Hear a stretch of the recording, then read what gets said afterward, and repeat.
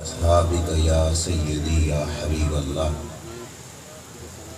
काफ़ी देर से आप ज़रूर बैठे हैं, थक ज़रूर गए होंगे, लेकिन जिस शेर की महफ़िल में हो उसकी महफ़िल में बैठने वालों को थकना नहीं चाहिए। बुलंद आवाज़ से पढ़िए, अस्सलातु वस्सलामु अलैका या सय्यदी या रसूल अल्लाह व अला आलिका व अस्हाबिका या सय्यदी या हबीब अल्लाह। मौलाए सल्लि व सल्लिम दाइमन अबदा अला हबीबिका खैरिल खल्क़ि कुल्लिहिम मुनज़्ज़हुन अन शरीकिन फ़ी महासिनिही व जौहरुल हुस्नि फ़ी गैरु मुनक़सिमी या अकरमल खल्क़ि माली मन अलूज़ु बिही सिवाका इंदा हुलूलिल हादिसिल अमामी वलन यदीका रसूलल्लाहि जाहु कबीरल करीम तजल्ला बिस्मि मुंतकिमी मुहम्मदुन ताज रसूलिल्लाहि कातिबतन मुहम्मदुन सादिकुल अक़वालि वल कलिमी रब्बि सल्लि व सल्लिम दाइमन अबदा अला हबीबिका खैरिल खल्क़ि कुल्लिहिम। अल्लाह ताला जल्ला मजदुल करीम की हम्दो सना और हुज़ूर सय्यदुल मुरसलीन खातमुन नबिय्यीन इमामुल अंबिया हज़रत मुहम्मद मुस्तफ़ा अहमद मुज्तबा सल्लल्लाहु तआला अलैहि वसल्लम की बारगाह अक़दस में हदिया दुरूद सलाम बसात अदब व एहतराम अर्ज़ करने के बाद सदर महफिल उस्ताद मुहतरम उस्ताज़ुल उलमा जिगर गोशे हुज़ूर अशरफुल उलमा हज़रत अल्लामा मौलाना ग़ुलाम बशीरुद्दीन सियालवी साहिब दामद बरकातुहुल आलिया बानी महफिल जनाब मोहतरम कारी मोहम्मद इसहाक़ सियालवी साहिब, दीगर हाज़रीन व सामीन अस्सलामु अलैकुम व रहमतुल्लाहि व बरकातुहू। आशूरा के दिन ज़िक्र इमाम अली मकाम इमाम हुसैन रज़ियल्लाहु ताला अन्हु की महफ़िल में आप और मैं हाज़िर हैं।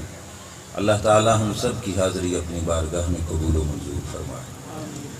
मैं चंद बातें इस हवाले से बयान करूँगा कि मुहर्रमुल हराम शरीफ के महीने के अंदर जगह जगह ज़िक्र हुसैन की महफ़िल को सजाया जाता है। हर बंदा अपने अंदाज से इमाम अली मकाम की बारगाह में खिराज अकीदत पेश करता है। अहले सुन्नत अहले अदब का नाम है। सुन्नी उसी को कहा जाता है जिसके सीने में अदब कूट कूट के भरा हुआ हो। हम ज़िक्र हुसैन और मोहब्बत इमाम अली मकाम का जिस वक़्त दावा करते हैं तो जो सबसे पहली चीज़ हमें नज़र आती है वो आती है इस पाक ख़ानदान की ताज़ीम और इस पाक ख़ानदान का अदब। मोहब्बत बग़ैर अदब के पूरी नहीं होती। अदब पहला करीना है मोहब्बत के करीनों। जिस वक़्त तक अदब और ताज़ीम पूरा नहीं होगा उस वक़्त तक मोहब्बत का दावा झूठा होगा। इस ख़ानदान का अदब और इस ख़ानदान की ताज़ीम इंतहाई लाजमी और ज़रूरी है।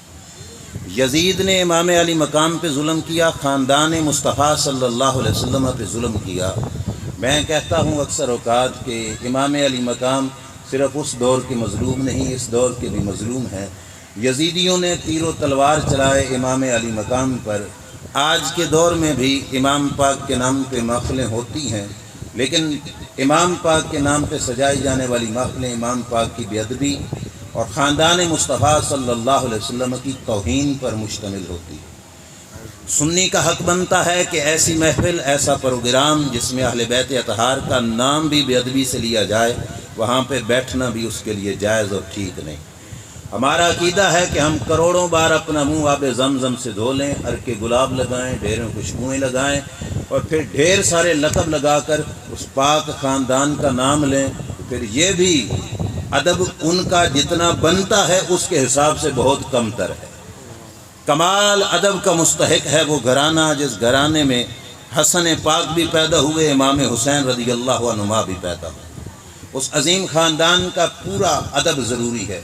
हमारी महफ़िलों में बदकिस्मती से लोगों के बनावटी आंसू निकालने के लिए, लोगों की जेबें खाली कराने के लिए कान पे हाथ रख के मुकर्रर पढ़ेंगे उजड़ गई जोक हुसैन दी।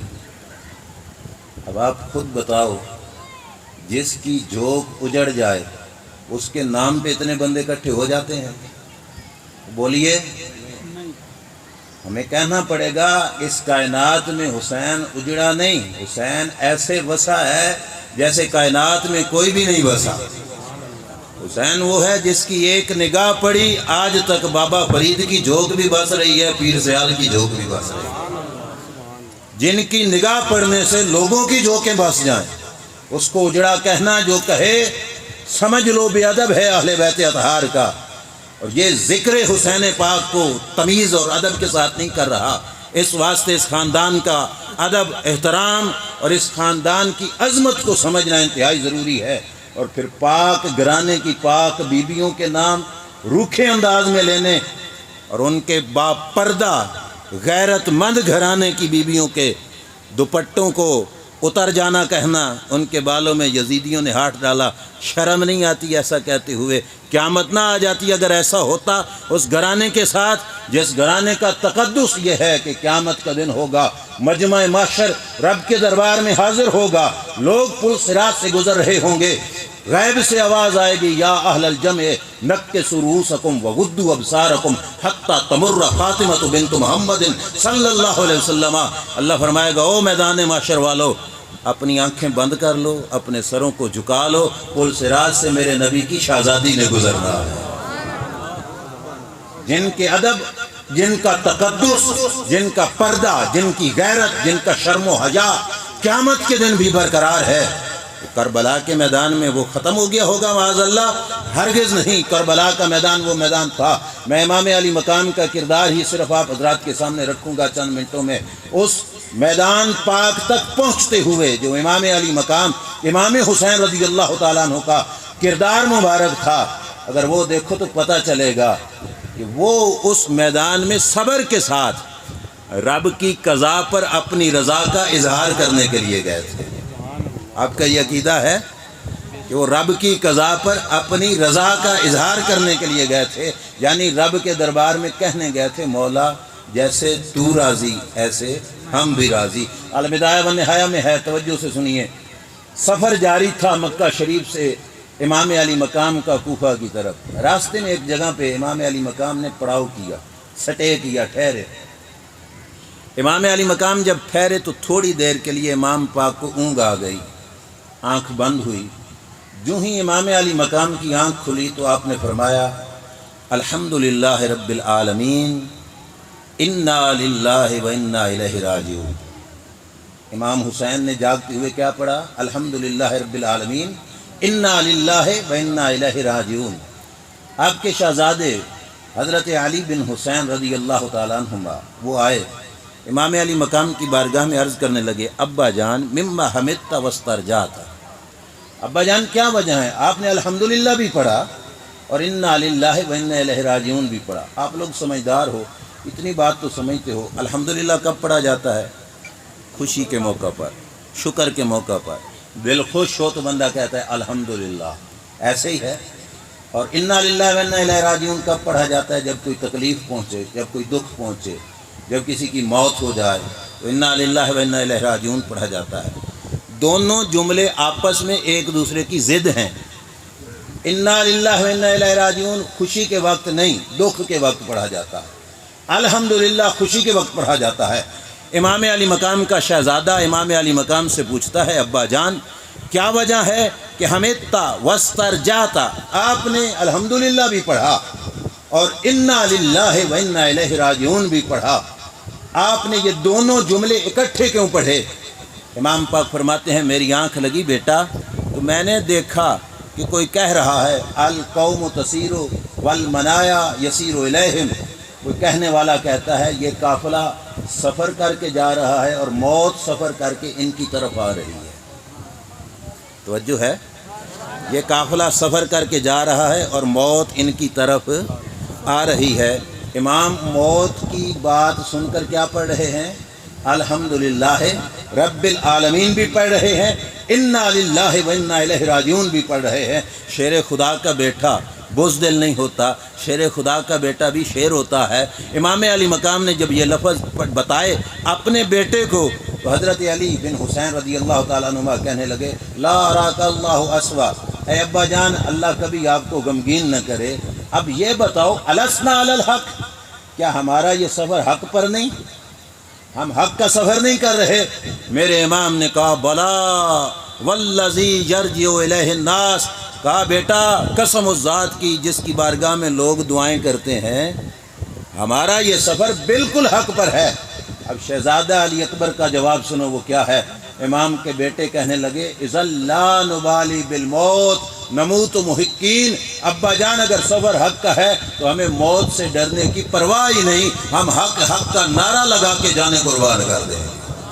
اب امام علی مقام کے کردار سے کیا ثابت ہوا کہ وہ لوگ جان دے کر ہائے وائے کرنے والے نہیں، وہ الحمدللہ رب العالمین پڑھنے والے ہیں، اور الحمدللہ کے ساتھ انا للہ و انا الیہ راجعون بھی پڑھنے والے ہیں، جس کا مطلب یہ ہے کہ ہمارا سب کچھ اللہ کے لیے ہے، اور پلٹ کے جا بھی کس کی طرف رہا ہے؟ اللہ کی طرف جا رہا ہے۔ ہمیں سبق دیا کہ ہماری موت کو اپنی موتوں جیسی موت نہ سمجھنا، یہ ہے سفر حق کا، اور حق کی سفر میں جان دینے والے کائنات کے سب سے عزت والے لوگ ہوا کرتے ہیں۔ اور یہ تو سفر کی بات ہے۔ اسی سفر کے دوران جس وقت امام علی مقام نے مکہ چھوڑا، 8 ذی الحج شریف تھا، بعین ہی حج کا دن، آپ مکہ سے کوفہ کی طرف جا رہے تھے، راستے میں ایک قافلہ ملا امام علی مقام کو۔ اس قافلے نے پوچھا حضور آپ کہاں جا رہے ہو؟ لوگ حج کے لیے بیت اللہ شریف کی طرف آ رہے ہیں اور تم جو ہے بیت اللہ شریف چھوڑ کر باہر کی طرف جا رہے ہو، کیا وجہ ہے؟ امام علی مقام نے بتایا کہ میں کوفے کے ارادے سے باہر جا رہا ہوں۔ اس قافلے میں فرزدق نامی شاعر بھی تھا، اس نے امام علی مقام کو یہ کہا کہ اے امام میں عراق کی طرف سے آ رہا ہوں، کوفہ کی طرف سے ہی۔ آپ نے فرمایا بتاؤ کوفے والوں کا کیا حال ہے، کس طرح کے لوگ ہیں؟ توجہ کرنا، فرزدق شاعر کہنے لگا قلوبہم معک و سیوفہم مع بنی امیہ، دل ان کے تمہارے ساتھ ہیں لیکن تلواریں ان کی یزید کے ساتھ ہیں، تلواریں ان کی اسلحہ ان کا یزید کے ساتھ ہے، مطلب تمہارے ساتھ دشمنی کریں گے۔ اے امام آپ کربلا کے میدان میں جا رہے ہو۔ امام علی مقام سے یہ کہا اور آگے کیا کہنے لگا؟ والقضاء ينزل من السماء واللہ یفعل ما یشاء، دل ان کے تمہارے ساتھ، تلواریں ان کی بنی امیہ کے ساتھ، اور آگے کہا تقدیر کا فیصلہ آسمان سے ہی اترتا ہے اور رب جو کرنا چاہتا ہے وہ کر ہی دیتا ہے، یہ کہا فرزدق نے۔ اب امام علی مقام نے اس کے جواب میں کیا کہا؟ آپ نے فرمایا صدقتا، تیری بات ٹھیک ہے، للہ الامر من قبل و من بعد، اللہ ہی کا آرڈر چلتا ہے، واللہ یفعل ما یشاء، رب جو چاہتا ہے کر کے گزرتا ہے۔ لیکن جو جواب امام علی مقام نے دیا وہ کیا تھا؟ فرمایا ان نزل القضاء بما نحب فنحمد اللہ علی نعمائہ۔ فرزدق موت سے ہمیں ڈرا رہے ہو، اگر رب کی تقدیر بھی فیصلہ وہی کرے جو ہماری مرضی ہو،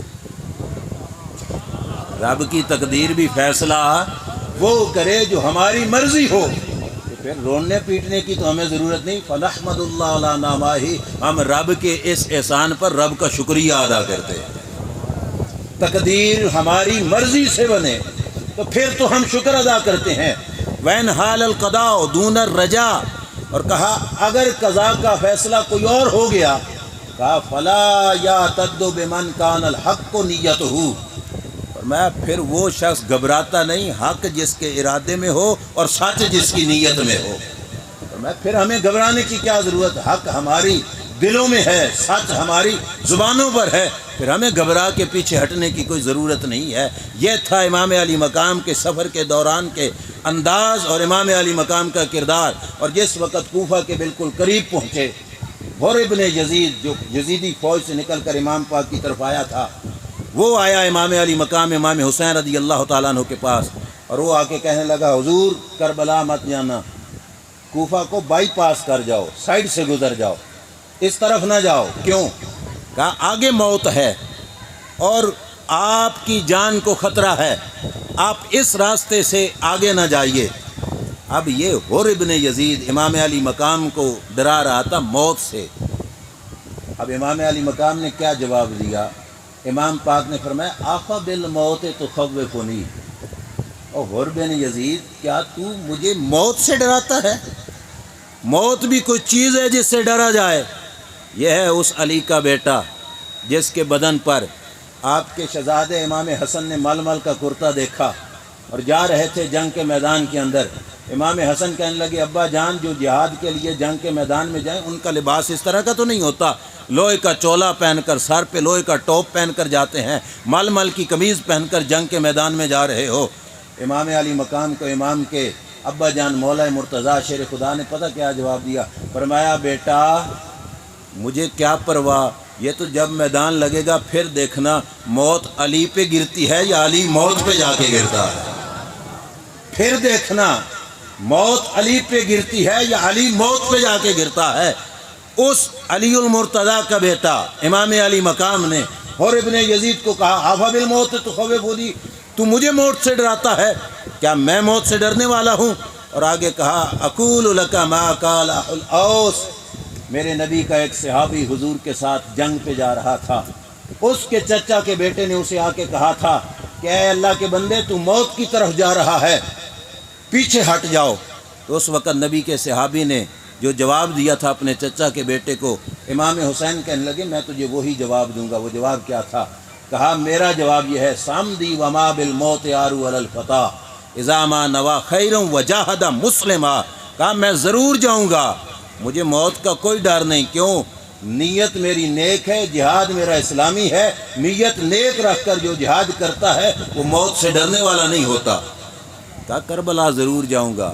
اور آگے کیا کہا؟ ان عشت لم اندم وان مت لم علم کفا بک ذلا ان تعیش وترغما، اگر میں زندہ رہا تو پھر شرمندہ نہیں ہوں گا، پنجہ آزمائی تو کی نا باطل کے ساتھ، زندگی بچی تو شرمندگی نہیں ہوگی کہ لڑا تو صحیح جھوٹوں کے ساتھ، وان مت لم علم، اور کربلا میں مارا گیا تو مجھے درد نہیں ہوگی، مارا گیا تو مجھے، یہ وہ فلسفہ ہے جو دنیا کی کوئی سائنس نہیں بتا سکتی، موت بھی آئے اور درد نہ ہو، یہ کیسے ہو سکتا ہے؟ حسین پاک کو اور جھوٹ بولے پھر یہ کیسے ہو سکتا ہے؟ حسین پاک فرماتے ہیں ان مت لم علم، مارا گیا تو مجھے درد نہیں ہوگی، کیا وجہ ہے؟ ایک ہوتی ہے موت تیری میری اور ایک ہوتی ہے شہید کی موت۔ ہماری موت اور شہید کی موت میں ڈھیروں سارا فرق ہے۔ ہمیں نظر آتا ہے کہ اس بیچارے کو تلوار لگی، اسے گولی لگی، اسے توپ کا گولہ لگا، وہ یوں گرا، وہ یوں گرا، وہ یوں ٹوٹ گیا اس کا بدن۔ میرے نبی علیہ الصلوۃ والسلام نے فرمایا لا یجد الشہید علم القتل الا کما یجد احدکم علم القرصہ، فرمایا شہید کو تلوار کے لگنے کا اتنا بھی درد نہیں ہوتا جتنا چمے چیونٹی کے کاٹنے کا درد ہوتا ہے۔ کیا مطلب؟ تمہیں چیونٹی کاٹے تمہیں درد زیادہ ہوتا ہے، شہید کو تلوار لگے تو اسے اتنا بھی درد نہیں ہوتا۔ اب ایک بات عرض کرتا چلوں حضور کے علم کے حوالے سے، سائنس جتنی بھی ترقی کر گئی ہے، الٹرا ساؤنڈ ہو جاتے ہیں، بیماری چیک ہو جاتی ہے، تھرمامیٹر سے بخار، انسان کے جسم کا درجہ حرارت چیک ہو جاتا ہے، کوئی مشین ایسی نہیں ایجاد ہوئی جو چیک کرے کہ اس بندے کو درد کہاں پہ ہو رہا ہے، یہ جگہ نہیں بتا سکتی۔ اور یہ مشینری تو پھر اور آگے کی بات ہے کہ درد ہو کتنا رہا ہے، اتنا ہے، یہ کوئی مشینری نہیں بتا سکتی۔ سلام ہے مدینہ کے تاجدار صلی اللہ علیہ وسلم کے علم کو، جو سرکار کا علم جانتا ہے چیونٹی کاٹے کتنا درد ہوتا ہے، شہید کو تلوار لگے کتنا درد ہوتا ہے، یہ بھی پتہ ہے، اور یہ بھی پتہ ہے کہ چیونٹی کے کاٹنے کا تھوڑا ہوتا ہے، زیادہ ہوتا ہے، اور شہید کو تلوار لگے تو اس سے بھی کم درد ہوتا ہے، یہ بھی پتہ ہے۔ جس حسین نے اس رنگ میں سفر کیا ہو کربلا کے میدان کی طرف، اس حسین کا ذکر کرنے سے پہلے 100 بار سوچنا کہ ہم اس کی بے ادبی نہ کر بیٹھیں، کہیں بے صبرہ گھرانہ اہل بیت کا گھرانہ نہ کہہ بیٹھیں۔ وہ ایسا پاک اور صبر والا گھرانہ ہے کہ جنہوں نے سب کچھ برداشت کیا تو فقط رضا خدا کی خاطر، طاقت تھی، جرت تھی۔ طبقات ابن سعد کے اندر موجود ہے، جس وقت امام مدینہ سے مکہ کی طرف آ رہے تھے، راستے میں ایک صحابی کا کنواں تھا، اس نے آ کے عرض کیا حضور میرے کنویں کا پانی تھوڑا ہے، آپ کرم کیجئے، دعا کیجئے میرے کنویں کا پانی اوپر آ جائے، زیادہ ہو جائے۔ امام علی مقام نے فرمایا کنویں سے ڈول بھر، اس نے ڈول بھرا، آپ نے منہ لگا کے منہ میں پانی لیا، اور جو پانی منہ میں لیا اس کی کلی کر کے کنویں میں پھینکی، کنواں لبوں تک بھر گیا۔ یار جس کی کلی سے کنواں لبوں تک بھر جائے، وہ چاہتے تو کربلا کے ریگستان کو دریا نہ بنا دیتے۔ جو کیا صرف رضائے خدا پہ راضی تھے بس، وگرنہ طاقت تھی، تبھی ہم کہتے ہیں نا طاقت ہونے زور نہیں لایا تو بیٹھے من قضائیں، اللہ کی قضا پر راضی تھے۔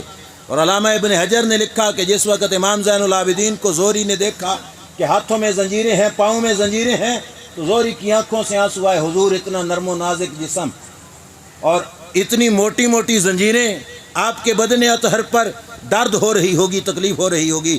میرے امام زین العابدین نے کہا زہری رونے کی کیا ضرورت، یہ تو زنجیریں برداشت کر کے بیٹھے ہیں تو رب کی رضا پہ راضی ہو کے بیٹھے ہیں، ورنہ ان زنجیروں کی جرت کیا جو ہمارے ہاتھوں کو باندھ سکے، ان کا کیا مطلب۔ امام علی مقام نے یوں ہاتھ کو جھٹکا دیا، ہاتھ کی زنجیر بھی اڑ کے پڑے جا پڑی، پاؤں کی زنجیریں بھی اڑ کے پڑے جا پڑی، اور دکھایا کہ یہ زنجیریں قبول کی ہیں تو فقط رب کی رضا کی خاطر، وگرنہ یہ ہمارا کچھ کر نہیں سکتی۔ اور ٹیل لگایا یزیدی ٹولے نے حسین کو مٹانے کا۔ آج 14 صدیاں بیت گئیں، جس کے نام پہ ہزاروں جمع ہو جائیں اس کو مٹنے والا کہا جا سکتا ہے؟ دربار تھا نا ابن زیاد کا، اور امام علی مقام کا سر اس کے دربار میں لایا گیا، سامنے ٹیبل پہ اس نے سر رکھا امام علی مقام کا۔ اب آپ خود بتاؤ، ذرا تصور کرو، ایک ظالم جابر حاکم سامنے بیٹھا ہو، ٹیبل پہ سر پڑا ہو ایک انسان کا، اور اسی نے وہ سر کٹایا ہو، سامنے والوں میں سے کوئی اس حاکم کے سامنے بولنا گوارا کرے گا؟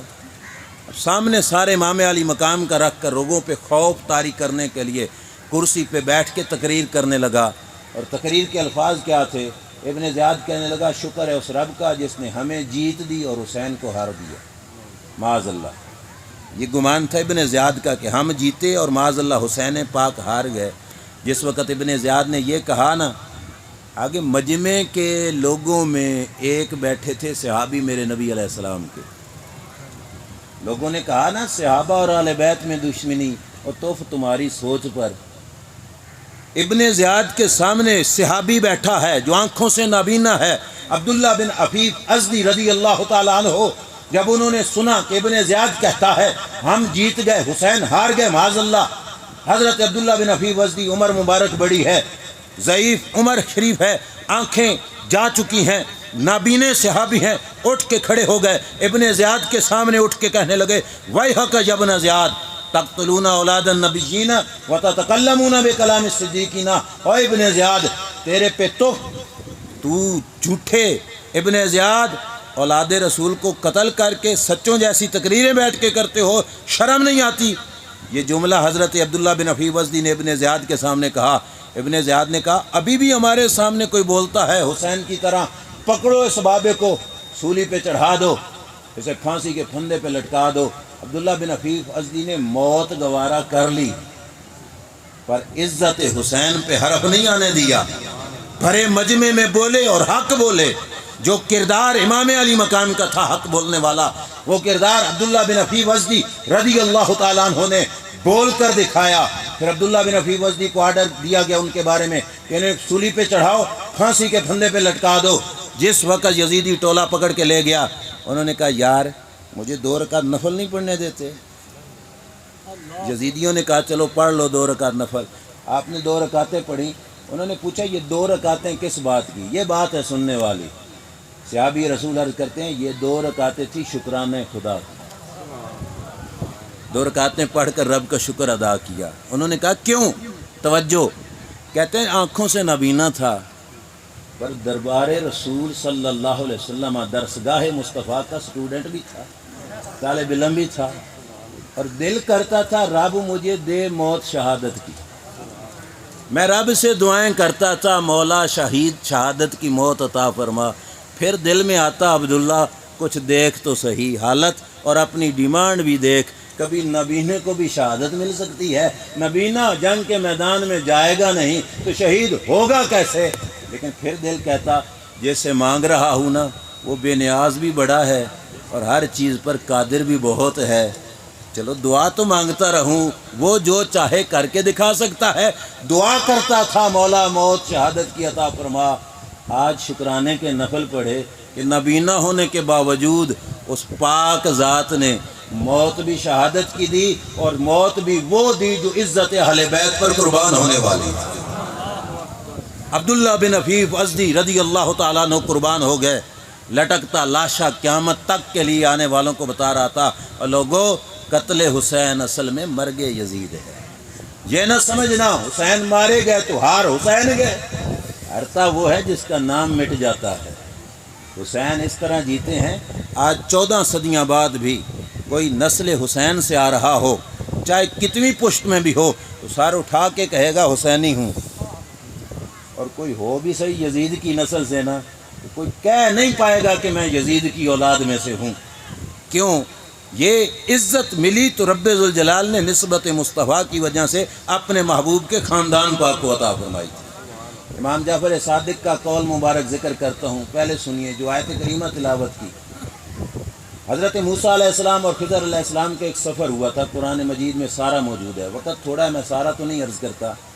اس سفر کے دوران کچھ کام کیے تھے خضر علیہ السلام نے، موسیٰ علیہ السلام نے سوال کیے ان پر، بعد میں خضر علیہ السلام نے ان کے جواب دیے۔ اس سفر کے دوران ایک پنڈ علاقے سے موسیٰ علیہ السلام نے، خضر علیہ السلام نے مہمانی طلب کی، ان سے کہا کہ ہمیں کھانا دو، لیکن علاقے والے کوئی ناشکرے لوگ تھے، انہوں نے کوئی کھانا پانی نہ دیا، مہمان نوازی کوئی نہ کی، کھانا کوئی نہ کھلایا۔ جب بستی سے نکل کے جانے لگے تو ایک دیوار گر رہی تھی، خضر علیہ السلام نے موسیٰ علیہ السلام سے کہا آئیے مل کر اس دیوار کو دوبارہ نئے سرے سے تعمیر کرتے ہیں۔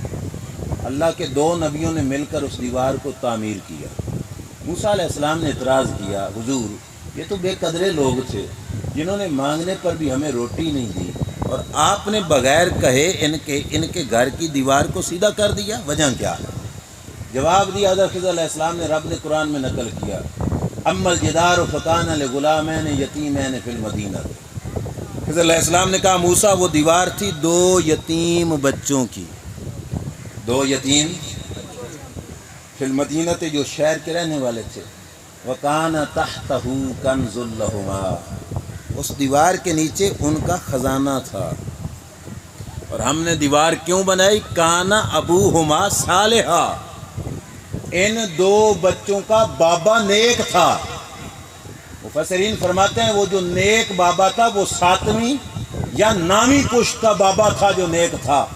امام جعفر صادق یہ آیت پڑھتے اور پڑھ کے فرمایا کرتے تھے احفظوا فینا ما حفظ اللہ تعالیٰ فی یتیمین، فرماتے تھے لوگو ہمارا اتنا تو حیا کرو جتنا رب نے ان 2 یتیم بچوں کی عزت کروائی۔ کیا کہا؟ ان کی تو 7ویں پشت والا بابا نیک تھا، اور رب نے 2 نبیوں سے ان کی دیوار بنائی، ان کا 7ویں پشت والا بابا نیک، اور ہمارا ڈائریکٹ نانا محمد مصطفیٰ صلی اللہ تعالیٰ علیہ وآلہ وسلم۔ ہمارا اتنا تو لحاظ کرو جتنا ان 2 یتیم بچوں کا تھا، وہ صرف ان کا بابا نیک تھا، اور ہمارا بابا نیکوں کا سردار بھی ہے، نیک بنانے والا بھی ہے۔ ان کا بابا صرف نیک تھا، ہمارے نانا جان نبی بھی ہیں، نبیوں کے نبی بھی ہیں، اور نبیوں کے سردار بھی ہیں۔ کہا اتنا ہمارا حیا کرو، اور یہ یقیناً حیا وہی کر سکتا ہے جس نے سبق اہل سنت و جماعت کی درسگاہوں میں پڑھا۔ کیوں؟ کیونکہ جنہوں نے اہل سنت و جماعت سے نہیں پڑھا، میرے استاد محترم تشریف فرما ہے، کچھ تو صرف 4 پہ بند ہو گئے، سمجھ آ رہی ہے؟ صرف 4 پر رک گئے، کچھ آگے بڑھے وہ 5 پر بند ہوئے، کچھ 10 تک گئے، کچھ 12 تک گئے۔ اہل سنت و جماعت نہ 4 پہ رکے، نہ 10 پہ رکے، نہ 12 پہ رکے۔ ہمارا عقیدہ ہے آج بھی جس رگ میں خون نبی کا ہوتا ہے، سنی جھک کر اس کو سلام کرتا ہے۔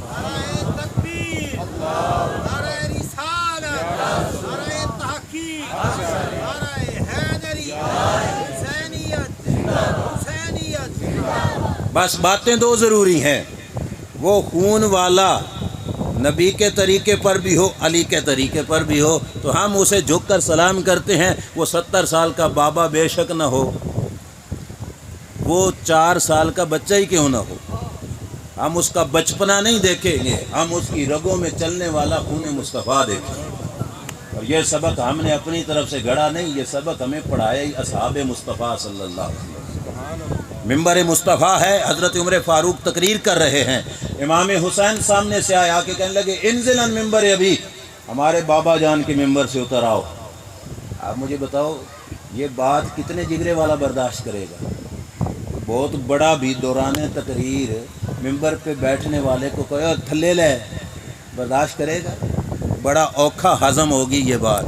اور وہ ممبر پہ بیٹھنے والا آدھی دنیا کا حکمران، 52 لاکھ مربع میل پہ حکومت کرنے والا، اور نبی علیہ السلام کا مرید بھی اور حضور کی مراد بھی۔ چھوٹا سا بچہ، امام حسین کہتے ہیں انزل عن ممبر ابھی، ہمارے بابا جان کے ممبر سے اترو۔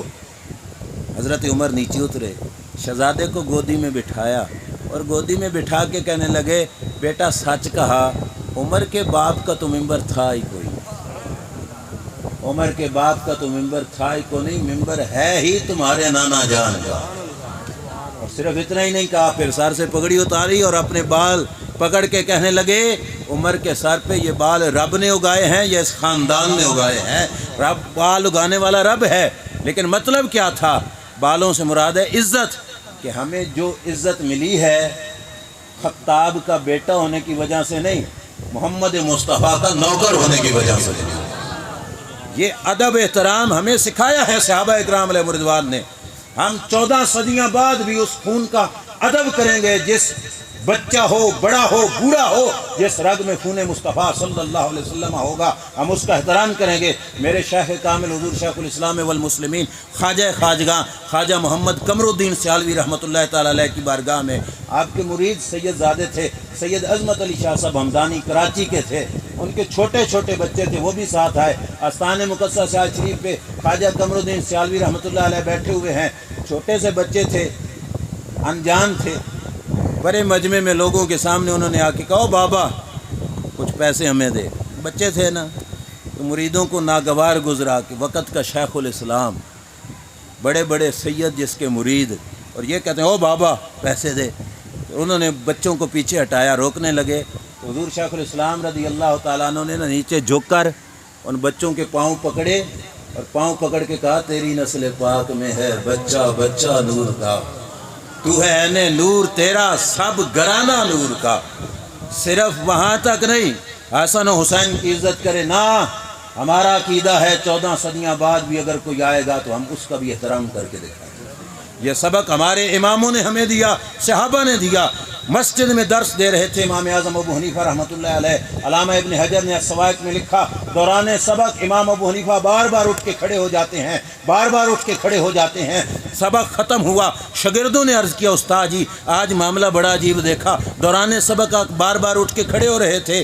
امام اعظم ابو حنیفہ رحمۃ اللہ علیہ نے کہا وجہ یہ تھی میری مسجد کے دروازے کے سامنے بچے کھیل رہے تھے، اور ان کھیلنے والے بچوں میں ایک بچہ سیدوں کا بھی تھا، اور وہ سیدوں کا بچہ جب میرے مسجد کے دروازے پہ آتا تو میں اس کی تعظیم میں اٹھ کے کھڑا ہو جاتا۔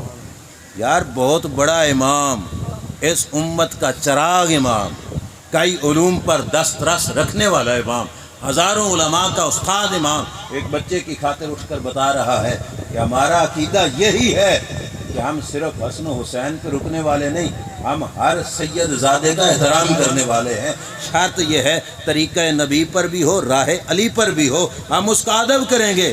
راہ علی کی وضاحت کرتا جاؤں، راہ علی یہ تھی کہ علی پاک نے ابو بکر عمر عثمان کو اپنا امام مانا، جو راہ علی پہ چلے گا وہ یقیناً خون علی کا ہوگا تو راہ بھی علی کی اس پہ چلے گا۔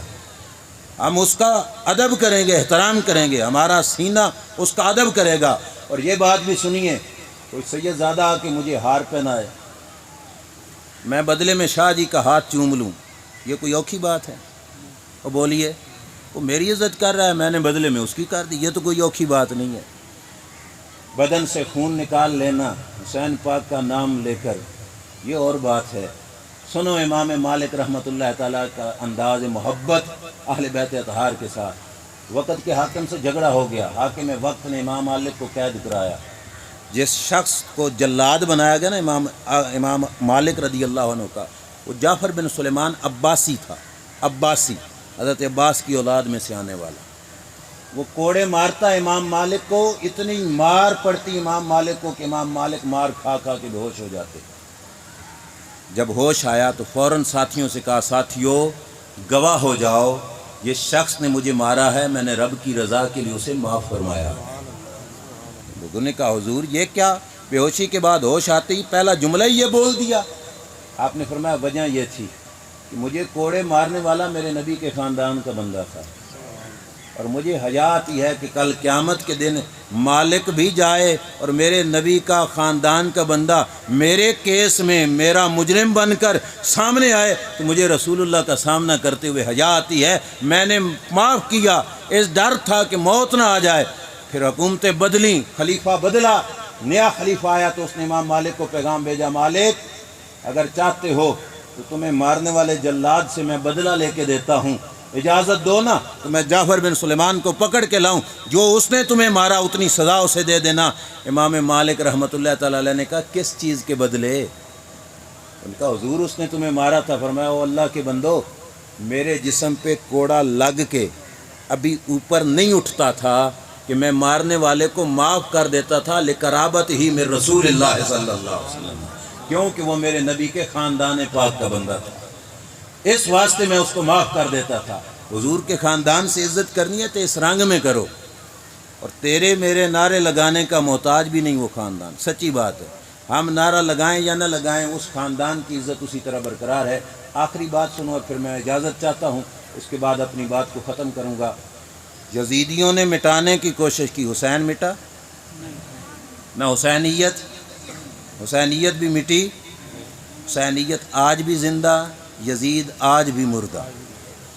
امام علی مقام کے شہزادے امام زین العابدین رضی اللہ تعالیٰ عنہ کی زندگی کی بات ہے۔ دور تھا ہشام بن عبد الملک بادشاہ کا۔ توجہ میری طرف، مختصر سی بات اور میں جلدی بات کو سمیٹتا ہوں۔ ہشام بن عبد الملک کا دور تھا، حج کے لیے مکہ شریف کی طرف ہشام بن عبد الملک آیا۔ اس نے ارادہ کیا کہ میں کعبۃ اللہ کا ساتھ جو حجر اسود ہے نا اس کا بوسہ لوں۔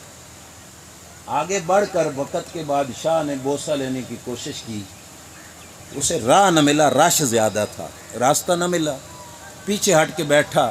اس کے چیلے میلوں نے اس کے لیے ممبر لگایا، وہاں پہ وہ اونچا چڑھ کے بیٹھ گیا ہشام بن عبد الملک۔ طواف کے دوران ہی ایک خوبصورت نوجوان طواف کرتے کرتے اس نے رخ موڑا نا حجر اسود کی طرف، تو طواف والوں کی جتنی لائنیں تھیں نا وہ لائنیں رک گئیں، درمیان میں سے راستہ بن گیا۔ وہ جوان گیا اور اس نے جا کے حجر اسود کا بوسہ آسانی کے ساتھ لے لیا۔ اب بادشاہ کے چیلے جو بادشاہ کے ساتھ کھڑے تھے انہوں نے پوچھا حضور یہ کون ہے؟ بادشاہ کو پتہ تھا یہ کون ہے۔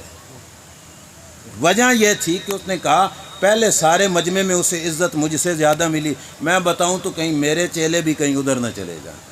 اس نے کہا یار مجھے نہیں پتہ یہ کون ہے، لا ادری لا عارف، میں نہیں جانتا، میں نہیں پہچانتا یہ کون ہے۔ اور طواف کرنے والوں میں ایک عربی کا شاعر بھی موجود تھا، اسے پتہ چلا کہ بادشاہ ہٹ درمی کر رہا ہے، ڈھیٹ بن رہا ہے، پتہ ہے اور بتا نہیں رہا، اپنی ڈھیٹ ہونے کی وجہ سے وہ آگے بڑھا اور اس نے فوراً ایک قصیدہ لکھا شان اہل بیت میں۔ وہ مڑنے والا جوان پتہ کون تھا؟ وہ امام علی مقام کا شہزادہ امام زین العابدین، جن کو لوگوں نے عزت دی اور بادشاہ کو ہضم نہیں ہو رہی تھی۔ بادشاہ نے کہا مجھے نہیں پتہ یہ کون ہے۔ شاعر آگے بڑھا، اس نے کہا میں بتاؤں تجھے کون ہے؟ اس نے کہا ھذا الذی یعرف البطھا وطأتہ والبیت یعرفہ والحل والحرم۔ اس نے کہا میں بتاؤں تمہیں یہ کون ہے؟ یہ وہ جوان ہے جس کے قدموں کے نیچے آنے والی مٹی کو سارا حرم جانتا۔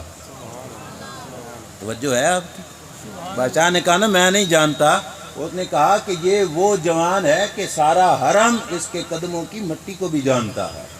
اور آگے کیا کہا؟ والبیت یعرفہ والحل والحرم، اے جو رب کا گھر نہیں کھڑا کعبۃ اللہ، او بادشاہ بے وقوف، یہ رب کا گھر بھی اس جوان کو جانتا ہے یہ کون ہے۔ تو کہتا ہے یہ مجھے نہیں پتا، یہ رب کا گھر جانتا ہے، مسجد حرام جانتی ہے، مسجد حرام سے باہر کا ایریا جانتا ہے، یہ کون ہے؟ اب اس نے بتایا میں بتاؤں کون ہے؟ ھذا ابن خیر عباد اللہ کلہم، یہ رب کے نبی حضرت محمد مصطفیٰ کا بیٹا ہے۔ رسول اللہ فرماتے تھے نا حسن حسین میرے بیٹے ہیں، کیوں؟ کیونکہ یہ میری بیٹی کے بیٹے ہیں۔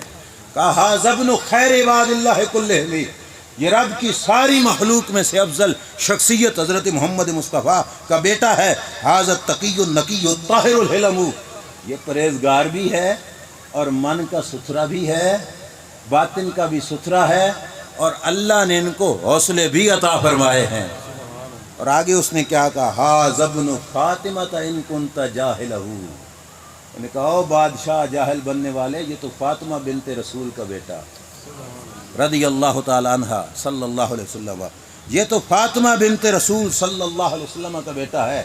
آگے کہا بجدہ انبیاء اللہ قد ختموا، یہ وہ شہزادہ ہے جس کے نانے کے سر پہ رب نے ختم نبوت کا تاج بھی سجایا۔ بادشاہ کے سامنے فرزدق شاعر نے آگے کہا فلیس قولک من ھذا بدائرہ، تیرا یہ کہنا کہ میں اسے نہیں جانتا اس کا کوئی نقصان نہیں کرے گا، کیوں؟ فالعرب یا تعرفہ من انکرت والعجم، کہا جسے تو نہیں نہ پہچانتا اسے عرب بھی پہچانتا ہے، عرب سے باہر کا عجم بھی پہچانتا ہے۔ آخری شعر اور اسی پہ میری بات ختم۔ فرزدق نے کہا من یعرف اللہ یعرف اولویتہ، جو رب کو پہچانتا ہے وہ اس گھرانے کی عظمت کو بھی پہچانتا ہے۔ بڑی کمال کی بات، جس نے لا الہ الا اللہ محمد الرسول اللہ پڑھا ہے نا، اسے پتہ ہے اس گھرانے کی عظمت کیا ہے۔ کیوں؟ فالدین من بیت ھذا نالہ الامم، کیونکہ اسی گھرانے سے اس امت کو رسول اللہ والا دین ملا ہے۔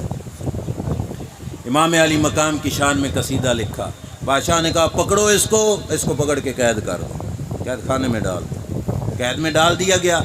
امام زین العابدین رضی اللہ تعالیٰ عنہ کو پتہ چلا لجپال گھرانہ ہے نا، کوئی محبت کا اظہار کرے تو ادھار نہیں رہنے دیتے۔ امام زین العابدین رضی اللہ تعالیٰ عنہ نے پوٹلی اشرفیوں کی بڑی نذران اس کو روپیوں کی، اور یہ بھیجی کہ جاؤ فرزدق شاعر کو دے کے آؤ۔ جس وقت فرزدق کے پاس وہ پوٹلی روپیوں کی پہنچی، فرزدق نے چوم کے سر پہ رکھی لیکن واپس کی، کہا دنیا کے ٹکوں کی خاطر بڑے بڑے بادشاہوں کی تعریفیں کی اور دنیا کمائی، اے آل رسول تمہاری عظمت کا قصیدہ دنیا کے روپیوں کے لیے نہیں، تمہارے نانے کی شفاعت کے لیے لکھا۔ مجھے یہ نہیں چاہیے، مجھے آپ کے نانا جان کی شفاعت چاہیے، واپس لے جاؤ۔ واپس لے جایا گیا۔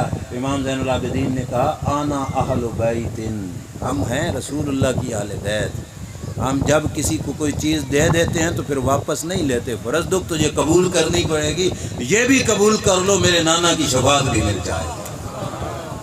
میری بات ختم۔ آخر پہ ایک سبق ہے، وہ ذہن میں رکھ لیجیے، ہماری محبت حسین پاک سے ہے یا یزید سے؟ سارے بولو کس سے ہے؟ ہم حسینی کے یزیدی؟ اونچا بولو کیا؟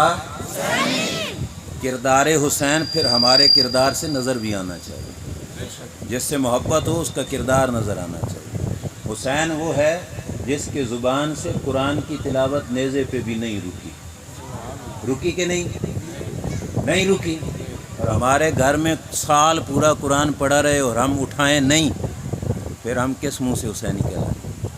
حسینی ہونے کا تقاضا یہ ہے ہمارا گھر روزانہ قرآن کی تلاوت کے ساتھ بابرکت ہو۔ نمبر 2 بات کتابوں کے اندر موجود ہے کہ کانا یزید تارک الصلوات، یزید نمازیں نہیں پڑھتا تھا۔ یزید نمازیں، بولیے یزید نمازیں، نماز نہ پڑھنا کس کا کام؟ نہ پڑھنے والا، اور تلوار کے سائے میں سجدہ کر کے سجدے میں سر کٹانے والا حسین، اور ان کی تابعداری کرنے والا پھر بس میں کسی کو کہتا کچھ نہیں، اپنے کردار پہ نظر ڈالیں، محفلیں کر لینا یہ آسان ہے۔ اللہ تعالیٰ ہمیں دین و دنیا میں حسینی بنائے، اللہ تعالیٰ یزیدی بننے سے ہمیں بچائے۔ یزید کے کالے کرتوت اور بھی تھے، وقت تھوڑا ہے وہ بھی میں بیان کرتا۔